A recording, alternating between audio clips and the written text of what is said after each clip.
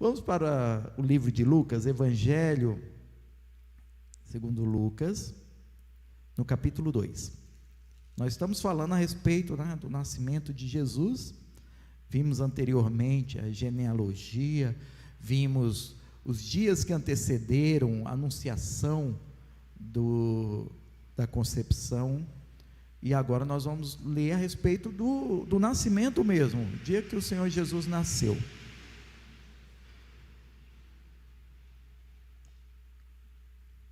O dia que o Senhor Jesus nasceu. Então, capítulo 2 de Lucas, versículo 1 a 16. Lucas 2, 1 até o 16. E assim diz: E aconteceu naqueles dias que saiu um decreto da parte de César Augusto para que todo mundo se alistasse. E este primeiro alistamento foi feito sendo Cirênio governador da Síria. E todos iam alistar-se, cada um à sua própria cidade. E subiu da Galiléia também José, da cidade de Nazaré a Judeia, a cidade de Davi, chamada Belém, porque era da casa e família de Davi, a fim de alistar-se com Maria, sua mulher, que estava grávida. E aconteceu que, estando eles ali, se cumpriram os dias em que ela havia de dar à luz, e deu à luz o seu filho primogênito, envolveu-o em panos e deitou numa manjedoura, porque não havia lugar para eles na estalagem. Continuando, versículo 8: Ora, havia naquela mesma comarca pastores que estavam no campo e guardavam durante as vigílias da noite o seu rebanho. E eis que um anjo do Senhor veio sobre eles, e a glória do Senhor cercou de resplendor, e tiveram um grande temor. E o anjo lhes disse: Não temais, porque eis aqui vos trago novas de grande alegria, que será para todo o povo. Pois na cidade de Davi vos nasceu hoje o Salvador, que é Cristo, o Senhor. E isto vos será por sinal: achareis um menino envolto em panos e deitado numa manjedoura. E no mesmo instante apareceu com o anjo uma multidão dos exércitos celestiais, louvando a Deus e dizendo: Glória a Deus nas alturas, paz na terra, boa vontade para todos os homens. E aconteceu que, ausentando-se deles os anjos para o céu, disseram os pastores uns aos outros: Vamos, pois, até Belém, e vejamos isso que aconteceu e o que o Senhor nos fez saber. E foram apressadamente e acharam Maria e José e o menino deitado na manjedoura. Amados, José, ele tem por um decreto do imperador que ir até a cidade onde era a origem de sua família para um recenseamento. Aqui fala alistamento, como um censo. Nós temos o censo do IBGE no nosso país, que serve para contar a população e ter um retrato a respeito da população, saber quais as características do nosso povo, quantos somos, quantos são homens, mulheres. Nesse caso, a obrigatoriedade era dos homens irem até a cidade natal e ali declararem qual era a sua família, o que faziam. Isso era utilizado para que, quando necessário, recrutar os homens que fossem precisos. Então, José, ele tem que sair de Nazaré. Ele vivia em Nazaré, a família vivia em Nazaré, e eles têm que retornar para Belém, que era a cidade natal de José. E Maria vai. Não havia obrigatoriedade de Maria ir com ele, mas ela vai, e provavelmente até porque não queria, naquele final de gravidez, ficar longe do esposo. E vale ressaltar que naquela época não havia as facilidades que nós temos hoje.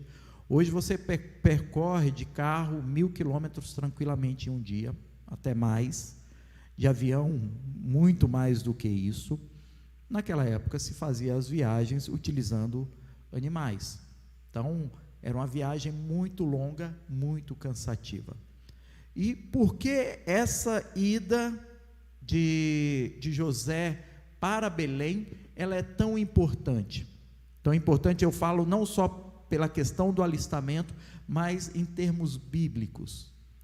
Porque quando acontece o nascimento de Jesus em Belém, se cumpre uma profecia que Miqueias havia sido utilizado para trazer, pela boca de Miqueias. Isso está no livro de Miqueias, no capítulo 5, no versículo 2, Miqueias 5, Miqueias capítulo 5,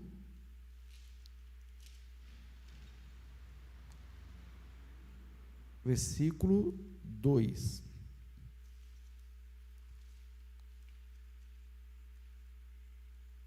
Logo depois do livro de Jonas, Miqueias 5, versículo 2, que diz a respeito disso, olha só: e tu, Belém Efrata, posto que pequena entre milhares de Judá, de ti me sairá o que será Senhor em Israel, e cujas origens são desde os tempos antigos, desde os dias da eternidade.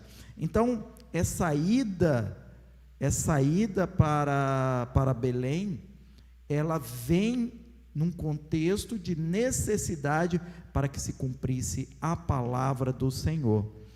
Então, é em Belém que haveria de nascer o Salvador. E chegando lá, amados, não havia lugar na estalagem, não havia lugar numa hospedaria para que eles pudessem ficar. Então, eles são obrigados a ficar numa estrebaria. Não havia lugar na estalagem, não havia lugar para se acomodarem. Então eles são obrigados a ficar numa estrebaria, que é um local onde ficavam os animais. Então ali em meio aos animais, eles no meio ali da palha fizeram uma cama e ali ficaram, e foi ali que o Senhor Jesus nasceu. E algo que eu quero ressaltar a respeito dessa questão da estrebaria, tá bom? Por que que eles ficaram na estrebaria? Porque eles ficaram onde ficam os animais?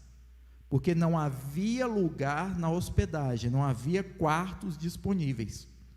Por isso, não é porque eles não tinham recursos para ficarem na hospedagem, não é porque eles eram pobrezinhos, não tinham recursos para se manter. Não é isto, tá? Então, sabe aquela canção de Natal que todos cantam, falando a respeito do nascimento de Jesus? Pobrezinho nasceu em Belém.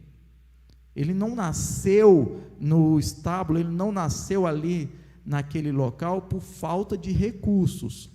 É claro que José não era um homem rico, ele era um carpinteiro, mas ele tinha sua profissão, e se diz aqui que não havia lugar para eles na estalagem, na hospedaria. Isso mostra que eles procuraram uma vaga.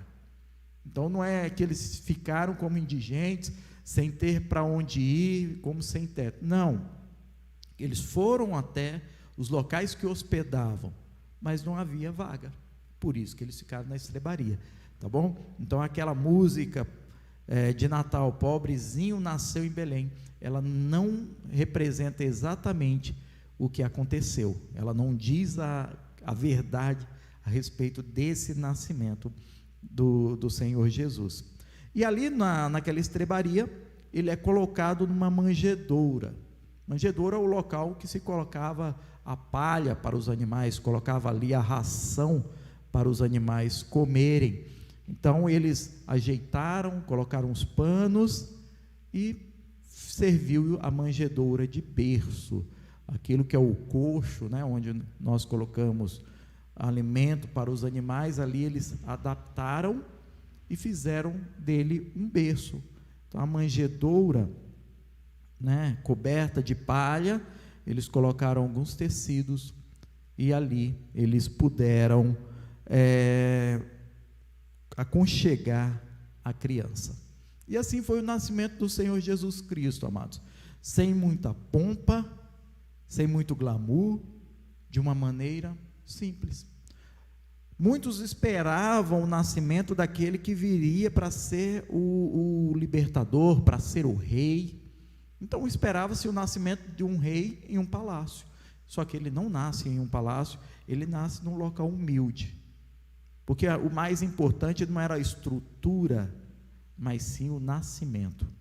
Mais importante do que qualquer aparência é a essência. É a essência. E estamos falando do nascimento do próprio Senhor, do Filho de Deus, do Rei dos Reis, Emanuel, Deus conosco. E o texto, ele continua nos falando a partir do versículo 8 a respeito dos pastores. Lucas, ele faz questão de falar a respeito desses homens que estavam no campo e apacentavam suas ovelhas. Então eles certamente ficavam longas jornadas no campo e faziam ali suas tendas para apacentar as ovelhas. E eles têm essa revelação que os próprios anjos trazem a eles a respeito do nascimento de Jesus. Então os anjos, eles anunciam para esses pastores, homens simples, que estavam cuidando de ovelhas, que nasceria em Belém o Salvador. E esses homens, eles ficam muito alegres, e eles saem, falam, então vamos até Belém, vamos lá conhecê-lo, vamos lá conhecer o Rei dos Reis, Senhor dos Senhores. Aqui há um detalhe, amados, os primeiros a receberem essa notícia, são homens simples, que estão no campo, trabalhando. Não foi o rei, não foi o imperador, não foram os nobres que receberam a primeira notícia, mas foram pessoas simples, de vida simples, e eles, com todo o coração, eles falam, então nós vamos para lá, queremos vê-lo, queremos conhecer o Senhor. E eles vão, fazem essa jornada até Belém, e ali de uma maneira humilde, eles encontram aquele menino, ali na estrebaria, numa simples manjedoura, estava o Filho de Deus. Então, amados, aqui mostra, além dessa questão da simplicidade, não é? Da simplicidade, mas trazendo também esses pastores, para conhecer aquele que é o maior de todos os pastores, do qual nós somos ovelhas. Então, tudo isso tem uma representatividade. E ali, aquele primeiro dia do nascimento do Senhor Jesus, ele é marcado por isso, por um ambiente humilde, até inadequado, por muita simplicidade, mas pela presença de pessoas simples também, tudo muito simples, sem muita pompa, sem anúncio real. Hoje você consegue ver aqueles países que ainda têm a monarquia, quando tem o nascimento de uma criança na linha sucessória, tem todo o anúncio, tem toda uma pompa para anunciar que a criança nasceu, para também anunciar depois o nome que foi escolhido para aquela criança. Olha só, então é muita coisa, muita elegância, muito glamour para anunciar o nascimento de um príncipe que talvez nunca vai se assentar ao trono, porque antes dele há vários outros. Aqui, o nascimento do maior de todos os reis, Rei dos Reis, ele foi anunciado apenas a camponeses, que estavam ali fazendo o seu trabalho de uma maneira simples, com tranquilidade, com humildade. E assim é, porque Deus, ele revela as coisas dele ao coração daqueles que são simples. E quando eu digo simples, eu não estou dizendo em termos de recursos, eu estou dizendo um coração humilde, um coração que tenha temor ao Senhor. Se o seu coração for assim, Cristo sempre estará vivo nele. Amém? Então assim foi o nascimento do Senhor Jesus Cristo. Aí agora nós vamos lá para o livro de Mateus, porque Mateus também fala a respeito desse nascimento. Nós vamos ler o que está escrito em Mateus no capítulo 2, Mateus capítulo 2, do versículo 1 ao versículo 11. Leiam comigo. E tendo nascido Jesus em Belém da Judéia, no tempo do rei Herodes, eis que uns magos vieram do Oriente a Jerusalém, e perguntaram: onde está aquele que é nascido rei dos judeus? Porque vimos a sua estrela no Oriente e viemos a adorá-lo. E o rei Herodes, ouvindo isso, perturbou-se, e toda Jerusalém com ele. E congregados todos os príncipes dos sacerdotes e os escribas do povo, perguntou-lhes onde havia de nascer o Cristo. E eles lhe disseram: em Belém da Judéia, porque assim está escrito pelo profeta: e tu, Belém, terra de Judá, de modo nenhum és menor entre as capitais de Judá, porque de ti sairá o guia que há de apacentar o meu povo de Israel. Então Herodes, chamando secretamente os magos, inquiriu exatamente deles acerca do tempo em que a estrela lhe aparecera, e enviando a Belém, disse-lhe: ide e perguntai diligentemente pelo menino, e quando o achardes, participa, para que eu também vá e o adore. E tendo eles ouvido o rei, partiram, e eis que a estrela que tinha visto no Oriente ia adiante deles, até que, chegando-se, se deteve sobre o lugar onde estava o menino. E vendo eles a estrela, alegraram-se muito com um grande júbilo. E entrando na casa, acharam o menino com Maria, sua mãe. Prostrando-se, o adoraram, e abrindo seus tesouros, lhe ofertaram dádivas, ouro, incenso e mirra. Aqui está falando, amados, o seguinte, que homens, aqui identificados como magos, os magos. O que são esses magos e de onde eles vieram? Esses homens, amados, eles vieram do Oriente.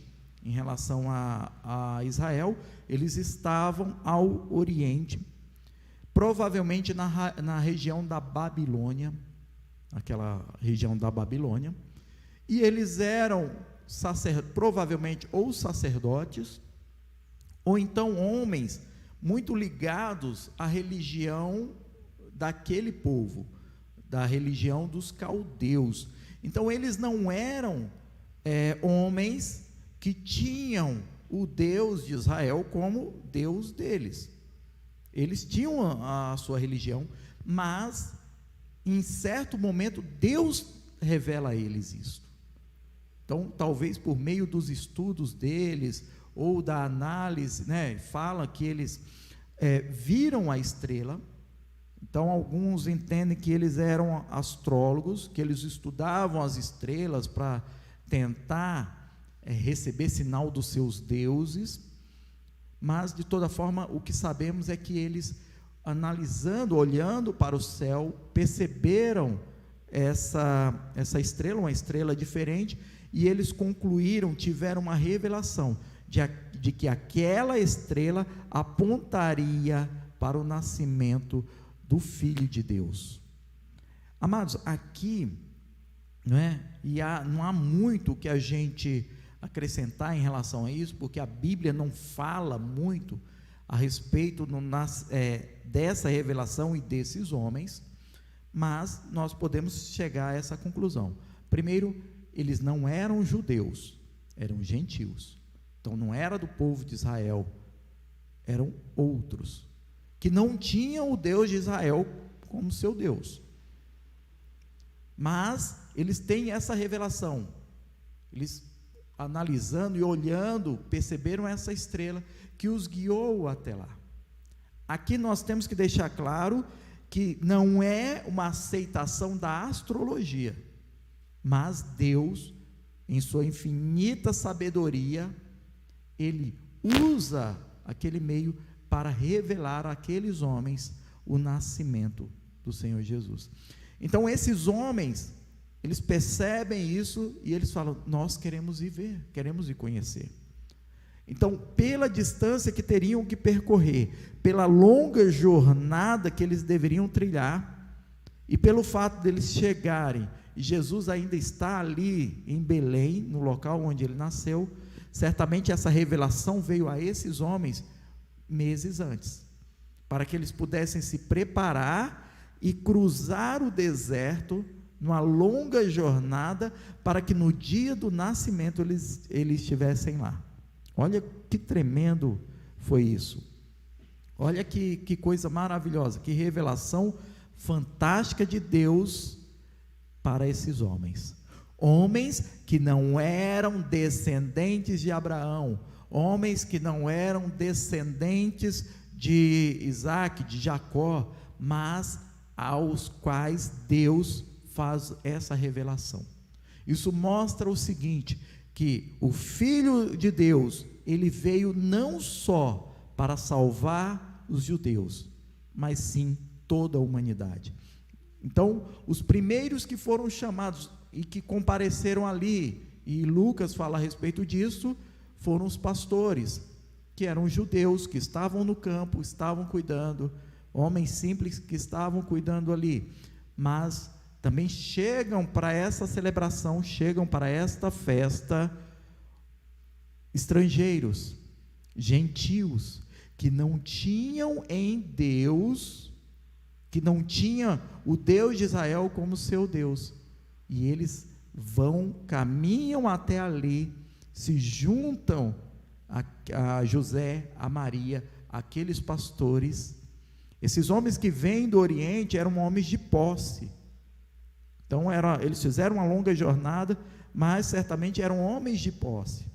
Então eles vêm, se juntam àquele grupo, e ali nós temos a celebração, a comemoração do nascimento do Filho de Deus. E é interessante que quando eles chegam, eles vão para Jerusalém, e eles perguntam para o rei Herodes, vão procurar o rei. Se nasceu o filho do rei, o rei dos reis, vamos no palácio. E Herodes se surpreende, e chama os sacerdotes, chama os doutores da lei, e pergunta o que está escrito a respeito do nascimento do Messias.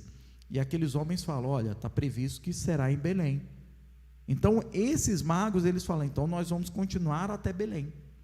Aí entra um detalhe muito interessante, porque Herodes faz essa pergunta não porque realmente quisesse saber para adorá-lo, mas porque via nessa criança um opositor, e depois nós vamos estudar a respeito disso.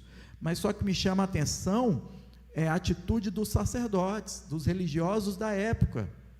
Espera aí, esses homens vieram porque receberam um sinal a respeito do nascimento do nosso Messias, e nós, que somos os doutores da lei, estamos aqui e não percebemos nada a respeito disso. E é interessante que os magos, eles vão ao encontro de Jesus, enquanto os religiosos, eles continuam suas vidas, sabendo tudo que estava profetizado a respeito dele. Eles não quiseram saber, eles não quiseram ir para conhecer o Messias. E esses gentios, eles têm esse desejo, têm essa sede de conhecer o verdadeiro Deus. Olha como a questão da religiosidade, ela às vezes cega, e aquele que está no mundo, às vezes tão sedento, ele percebe a presença de Deus, e ele vai ao encontro, vai buscar ao Senhor, enquanto outros que acham que já têm tudo, que já conhecem tudo, eles continuam cegos, e não percebem que maravilhosa oportunidade eles estavam perdendo. Então, esses homens, eles saem de Jerusalém e vão até Belém, em busca de encontrar o Senhor dos Senhores. E quantos eram esses magos? Isso aí você sabe me responder? Quantos eram os magos que vieram do Oriente, passaram por Jerusalém e foram até Belém para conhecer o menino Jesus? Faz o seguinte, como comentário, coloca aí o número deles, para que quem não sabe ainda possa aprender.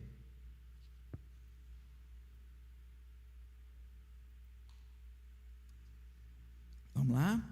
Cadê? Vamos, pessoal. Vai dizer que não sabe. Nunca ouviram a história a respeito dos reis magos? Nunca ouviram a história a respeito do nascimento de Jesus? Todos nós já ouvimos.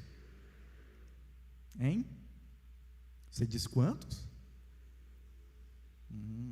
3.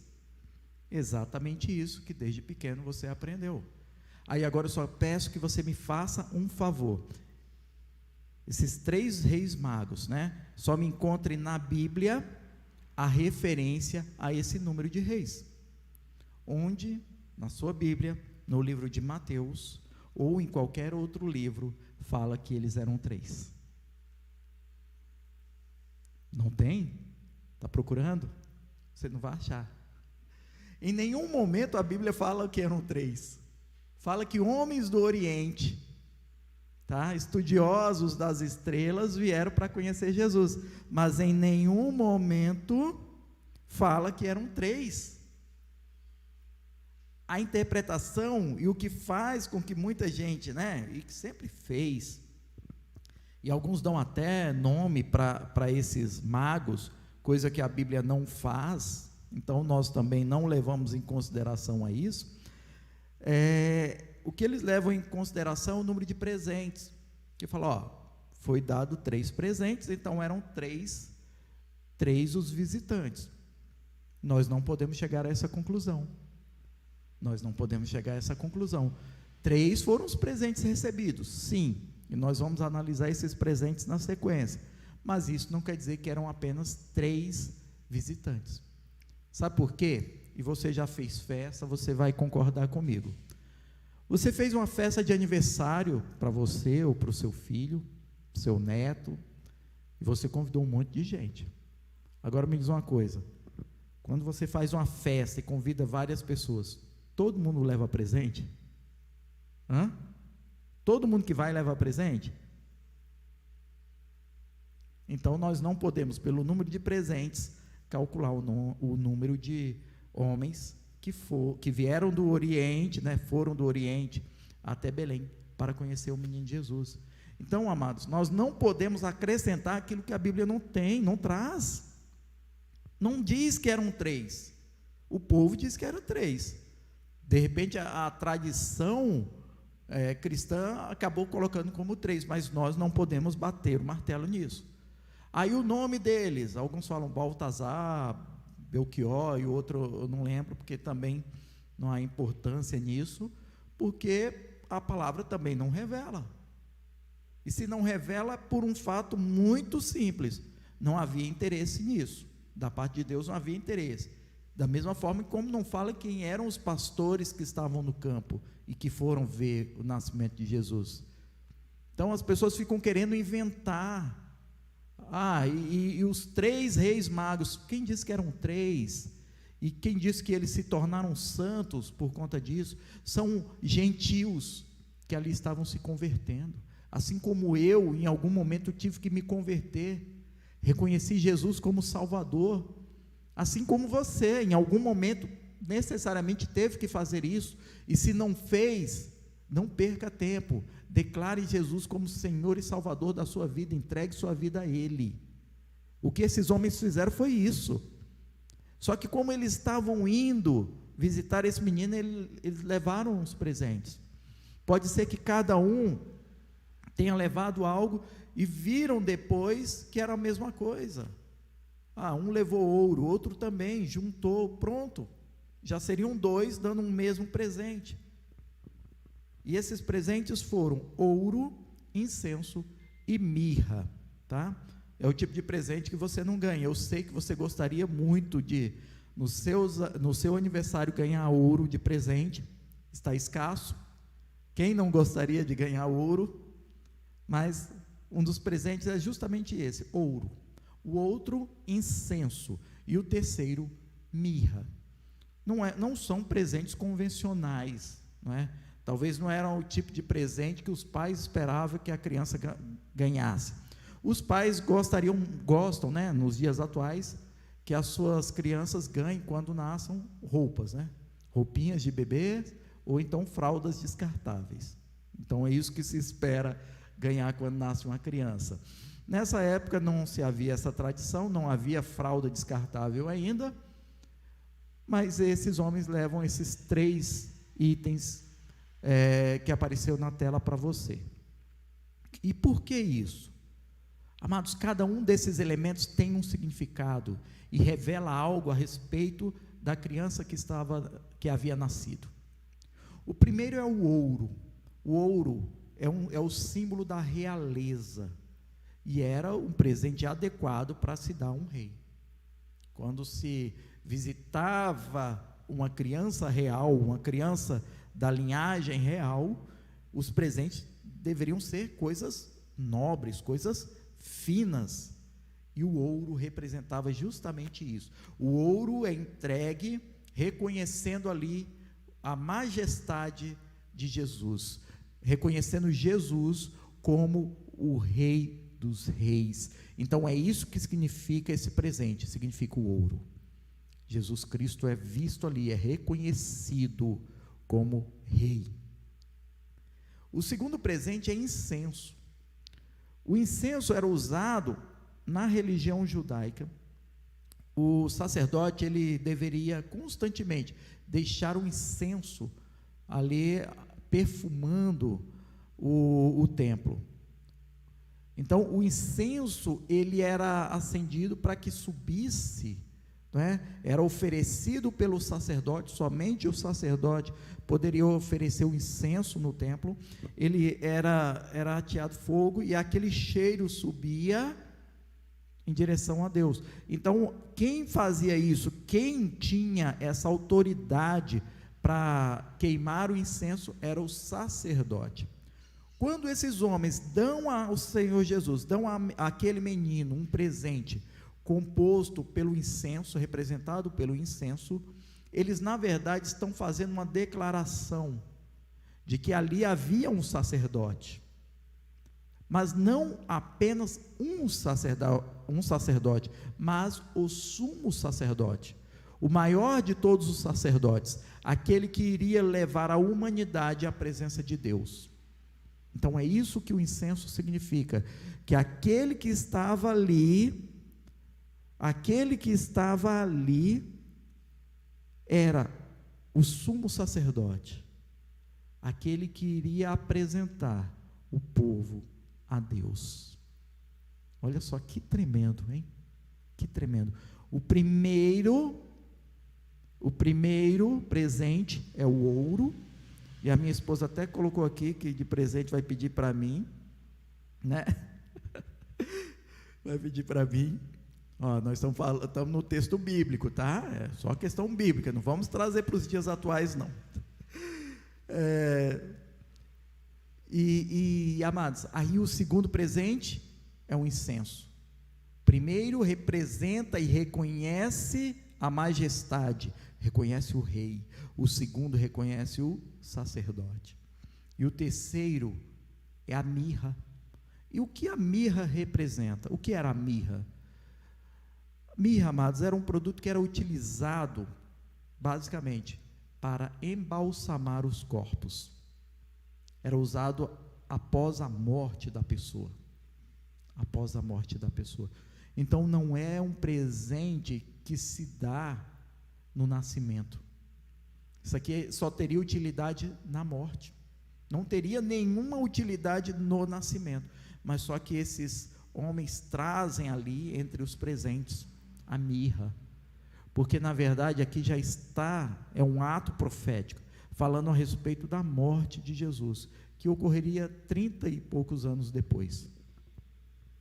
Ocorreria bem depois, mas só que revela para nós que o Rei dos Reis, Senhor dos Senhores, o sumo sacerdote, ele entregaria a sua vida por nós. Então é uma revelação de que a morte dele nos daria vida. O sacrifício dele na cruz do Calvário seria a nossa redenção. O maior ato daquele rei não seria liderar uma revolta, não seria desembainhar uma espada, ter um exército atrás e tomar o trono, mas seria entregar a sua vida. O maior ato daquele sacerdote não seria num dia de festa judaica, grande celebração, mas seria pendurado numa cruz, seu sangue vertendo para salvar a humanidade. Então esses três presentes, eles têm um simbolismo, têm um significado, eles têm uma importância que remete tudo a respeito da vida de Jesus Cristo. Então esses presentes, eles não sinalizam, não simbolizam apenas o ato do nascimento, mas representam tudo aquilo que o Senhor Jesus é: rei, sacerdote e aquele que trouxe a salvação por meio da sua morte. Então tudo isso é simbolizado no ato desses homens ao entregarem esses presentes. Olha só que tremendo isso aí, né? E esses homens, então, eles vêm, eles conversam com o rei Herodes, pegam as orientações, a estrela os guia até o local de nascimento, e ali se reúnem todos. Se reúne José, Maria, os simples pastores, os magos do Oriente, e eles celebram o nascimento do Filho de Deus, que veio para salvar tanto os judeus quanto os gentios, para que se cumprisse nele a promessa que Deus fez a Abraão: em ti serão benditas todas as famílias da terra, e a minha família é bendita por conta do nascimento de Cristo, e a sua família é bendita, porque um dia o Senhor Jesus Cristo nasceu, de uma maneira muito humilde, mas cheia de glória. Mas ele também não se limitou a isso, ele entregou a vida dele na cruz do Calvário, para que nós tivéssemos vida, para que a sua família tivesse esperança.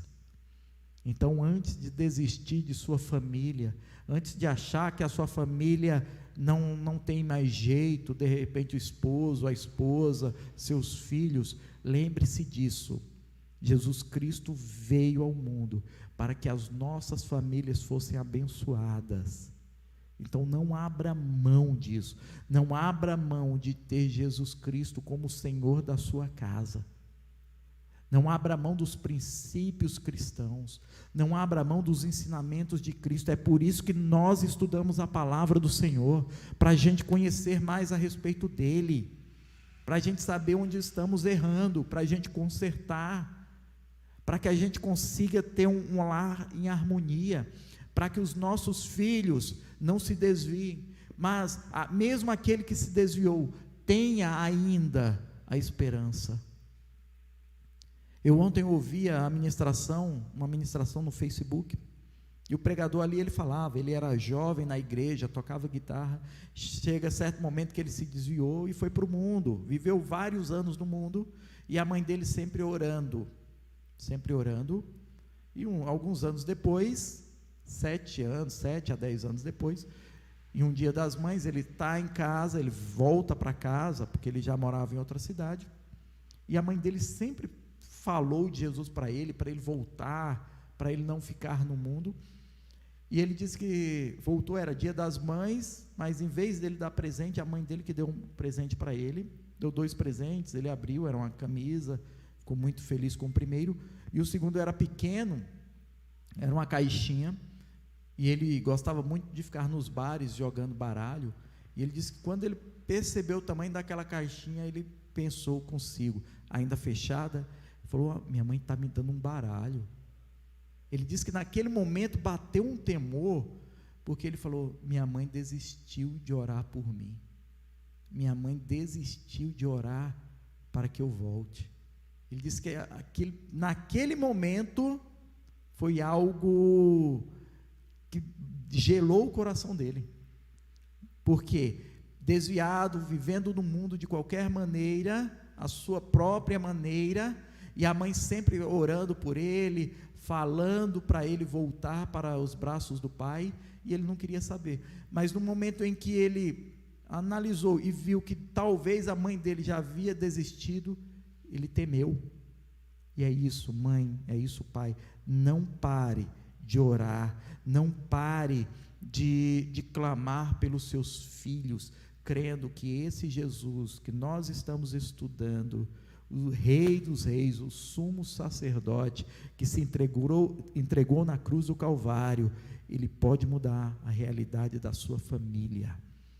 Não deixe de lutar, não deixe de orar, não abra mão disso, de falar: eu e a minha casa serviremos ao Senhor. Profetize na vida dos seus filhos, profetize na sua casa, na sua família, faça isso.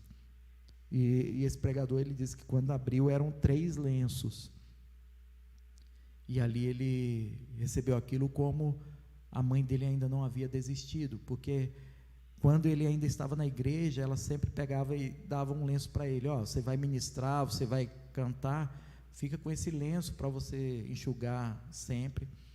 E ali ele viu ela com aquele gesto falando, olha, eu ainda creio na promessa de Deus sobre a sua vida. E depois ele volta para o Senhor, tanto é que eu soube disso por conta de uma pregação dele, mas pense nisso, amém? Então, amados, esse foi o nascimento de Jesus. Na próxima aula, no próximo domingo, nós daremos continuidade a esse estudo, tá bom? Vale a pena. E insista com a sua família, fala, vamos aprender a Bíblia juntos. Tem muita coisa para a gente aprender.